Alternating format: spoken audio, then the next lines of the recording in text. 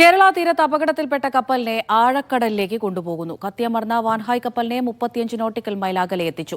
കാലാവസ്ഥ പ്രതികൂലമായതിനാൽ വേഗത കുറച്ചാണ് ദൌത്യം പുരോഗമിക്കുന്നത്. ഇപ്പോഴത്തെ നടന്നുകൊണ്ടിരിക്കുന്ന salvage operation merchant vessel MV Wan Hai 503 അതിപ്പം ഇന്ന് രാവിലത്തെ റിപ്പോർട്ട് കിട്ടിയപ്പം ഷിപ്പിനെ ടോ ചെയ്യാൻ തുടങ്ങിയിട്ടുണ്ട്. സാൽവേജ് ഓപ്പറേറ്റേഴ്സ് ടോ ചെയ്യുന്നത്. ഇന്നലെ അത് ഒരു 27 നോട്ടിക്കൽ മൈൽ നമ്മുടെ തീരത്തുനിന്ന് ഷിപ്പ് ഉണ്ടായിരുന്നു. ഇന്ന് രാവിലെ അതൊരു 35 നോട്ടിക്കൽ മൈൽ വരെ എത്തിയിട്ടുണ്ട്. വെതർ ഇച്ചിരി അല്ല ഒരു അഡ്വേഴ്സ് വെതർ കണ്ടീഷനാണ്. അതുകൊണ്ട് നമുക്ക് ഒരു സ്പീഡ് ഒരു 1.5 നോട്ട്സേ കിട്ടുന്നുള്ളൂ. അഹമ്മദ് മുജ്തബ വിവരങ്ങൾ നൽകാനായി കൊച്ചിയിൽ നിന്ന് ചേരുന്നുണ്ട്. മുജ്തബ, ഈ ദൌത്യം ഇത് എങ്ങനെ പുരോഗമിക്കുന്നു? ഇതിനെ ഈ ആഴക്കടലിലേക്ക് കൊണ്ടുപോയതിനു ശേഷം എന്താണ് അവിടെ നടക്കുക?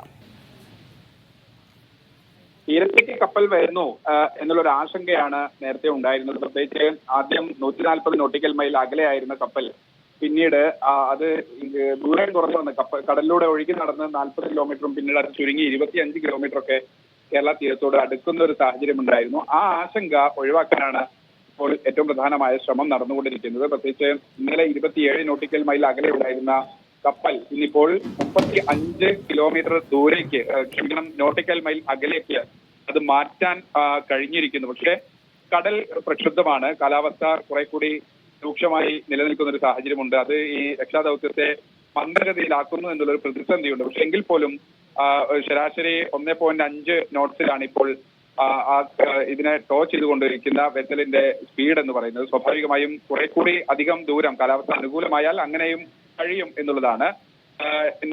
വിമാനത്തിൽ വന്ന് നേവിയുടെ വിമാനത്തിൽ വന്ന് അതിലേക്ക് താൽവേറിനെ ഇൻസെർട്ട് ചെയ്താണ് അത് ടഗ് ഘടിപ്പിച്ചിരിക്കുന്നത്. അതിനനുസരിച്ച് ആവശ്യമെങ്കിൽ സ്റ്റീൽ വയർ റോപ്പ് ഉപയോഗിച്ച് ഇപ്പോൾ ടഗ് ഘടിപ്പിച്ചിരിക്കുന്നു. ഇനി ആവശ്യമെങ്കിൽ കൂടുതൽ ടഗുകൾ ഘടിപ്പിക്കാനൊക്കെയുള്ള ഒരു ശ്രമം നടന്നുകൊണ്ടിരിക്കുന്നു. അങ്ങനെ ആഴക്കടലിലേക്ക് കൊണ്ടുപോയി തീരപ്രദേശത്തോട് ചേർന്ന എക്സ്ക്ലൂസീവ് എക്കണോമിക് സോണിന്റെ ആഘാതം കുറക്കുക എന്നതുൾപ്പെടെയുള്ളതാണ് ഇപ്പോൾ നടന്നുകൊണ്ടിരിക്കുന്ന ലക്ഷ്യം.